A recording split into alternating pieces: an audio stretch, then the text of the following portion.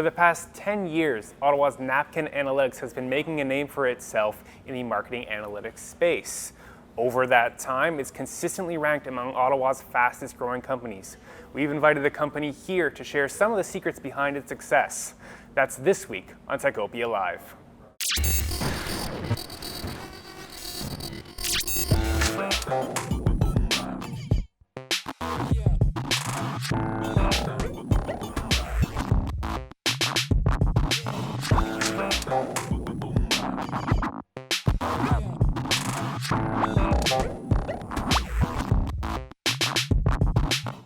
Hello, ladies and gentlemen, and welcome to Techopia Live. I'm your host, Craig Lord, the editor here at Techopia.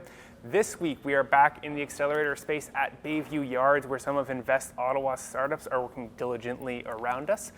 This week, we are talking, though, to Napkin Analytics, the management team here. I'll introduce them. To my right, we have Jim Kane, the CEO of Napkin. Next to him, the president, Jen Batley, over at Napkin. And to her right, we have Lauren Thibodeau from our great sponsor, Stratford Managers. Lauren, could you introduce yourself and a little bit about what Stratford does in the city? Sure can. Thanks, Craig. So Stratford really is a company that focuses on helping companies scale. And we have all the functions that a growing, scaling business needs at Stratford. I focus particularly on customer experience and really helping companies like Napkin drive long-term customer value. And so you mentioned you were with Napkin for a few months embedded in the company. We're going to come back to you in a few minutes to see about what you saw at the company and what has been behind the success. But Jim, maybe we'll start with you. For people who don't know, aren't quite as familiar with Napkin, what are the kinds of services that you're providing to some very big companies, actually, at the executive level? So we're not super well known in Ottawa because we really don't have a whole lot of clients in Ottawa or even Canada per se, although that's starting to grow a little bit more. Napkin Analytics specializes in, really the easiest way to think about it is acting as the entire digital analytics department in an ongoing or part-time basis for large brands that are heavily invested in the web. So our clients include some of the largest brands in online retail, some of the largest financial services firms in the world, large lead generation companies, but there's very much you must be this tall to ride when you're making a very serious investment in first-party data and infrastructure and analysis. And we do all those things. So I call it typewriters in journalism. We help the client build the most business-relevant typewriter to tell the stories about their performance. And we have a great team of data journalists that help them turn those into nonfiction narratives to provide decision support and reporting. We're particularly well known for the work we do inside the Google stack. And for the last several years, we've really gained a lot of visibility in the marketplace by helping Google and their largest customers really win with data.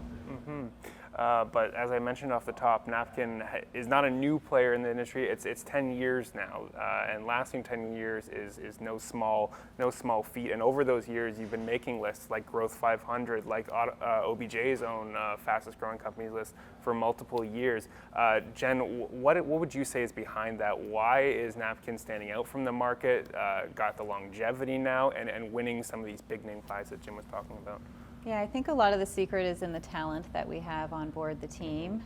Obviously, Jim's been leading the company for more than 10 years with a real commitment to delivering the highest quality work.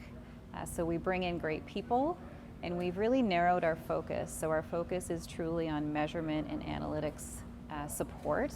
We don't stretch beyond that, and that allows us to be truly objective reporters to our client organizations on the state of measurement and the results that they're finding.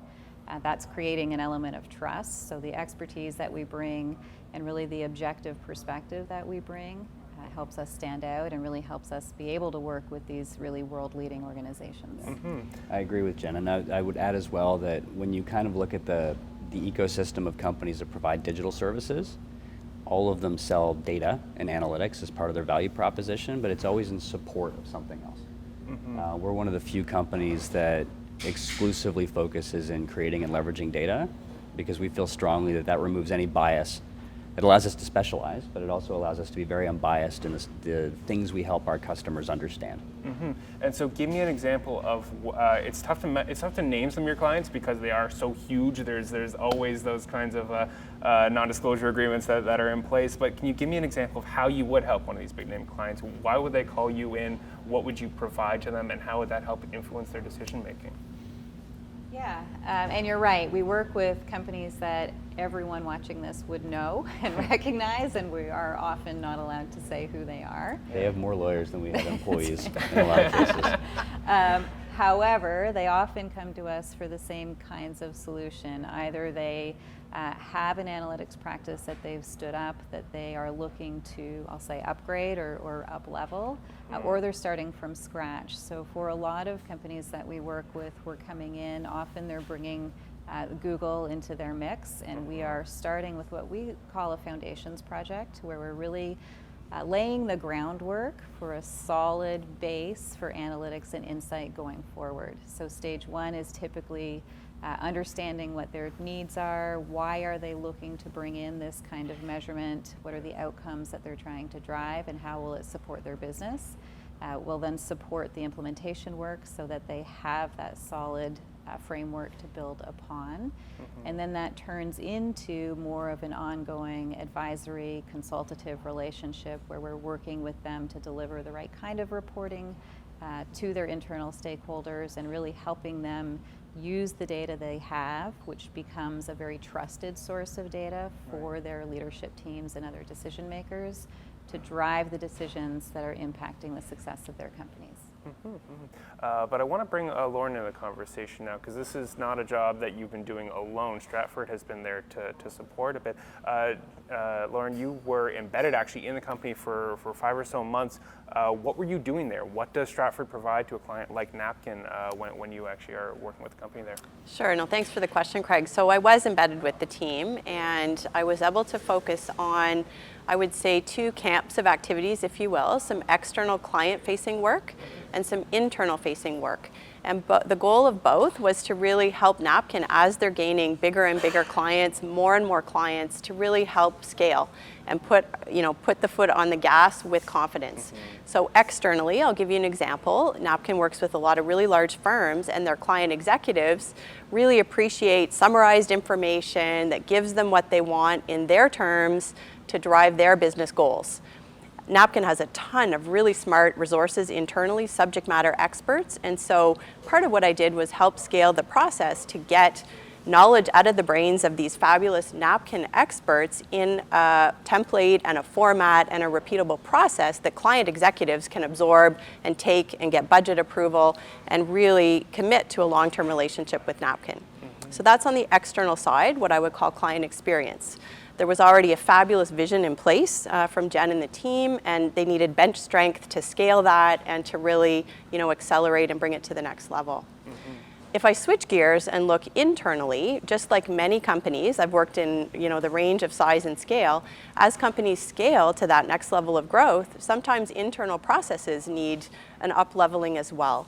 And so, especially for a services business, we took a look together at forward-looking capacity planning and resource utilization to make sure that we had visibility months and months and quarters into the future, so that as we have lots of new clients who are calling on Napkin, to understand, hey, with the current resources, can we support them? Or do we need to bring on more folks to support? And so, making sure that that internal process and visibility was in place to enable Napkin to put its foot on the gas and accelerate with confidence. And it's been able to do that fairly well over the past 10 years we've been talking about. Was there anything actually that you saw in Napkin in how they are approaching scale that you think is a good takeaway for any Ottawa tech firms that might be watching and trying to replicate that success? Yeah, I would actually say there absolutely are, and I'd call out probably 3 things. The first is a dedicated focus and a dedicated team on driving client experience and long-term customer value. And it can be a small and mighty team, it can be a larger team, but Napkin has a dedicated team focused on driving client experience, and I think that's worth replicating for any company. The second thing I would say is really a focus, on a crawl, walk, run approach. And that's, those are plans that are put in front of customers to crawl, walk, run, but also adopting that mentality internally. I have found for companies it's harder to do it internally, to prioritize and do crawl, walk, run than it is externally. And so Napkin's made awesome strides in that area as well. And then lastly, I would say, and I did this when I was a client executive working in enterprise software companies, bring in the people you need at the right time to help you scale, whether it's full-time employees or whether it's consultants like us. I have expertise in customer experience, but not everything. And so Jen and I would talk, and she'd say, hey, we have a need for recruiting. Stratford has HR people who can help with recruiting. So that's something that I would encourage all scaling companies to do. Bring in the right people at the right time to help you scale and accelerate with confidence. And you mentioned recruitment very briefly there. I want to jump on that because one of the things that not a lot of people may know about Napkin is there's a very good gender split, actually, nearly 50-50 in the company already. Jen and Jim, how did you come about that, to build a team that is that diverse and has the right talent you need to scale while keeping gender and diversity in mind? I'm going to let you run with most of this because you handle most of the hiring now, but historically, because we get asked this a lot, especially given we don't have one department that is more one gender than the other. It's really all through, the person that runs Napkin is female, our CFO is a very talented woman. We just hire the best people. And so we've had moments where, especially I think in a STEM business, where people look at us and go, wow, you guys are more than 30% New Canadian. Wow, you guys are, I believe, 60% female staff. How'd you do it? And I think the only answer is we hire the best people. Yeah, I would really echo what Jim said. The focus is first on hiring the people who are the best fit for the roles. I think we have been fortunate to find a lot of strong and smart women to fill really critical roles. So Jim mentioned our CFO role. We have a woman who leads our Google partnership. Our business development lead is female, and that's really exciting. But we always start from, who's the right fit. We do work to get a diverse slate of candidates in because I think we all recognize the advantage that having diversity, whether that's gender or other parts of your background, brings to the business. So we try to get a diverse set of candidates in.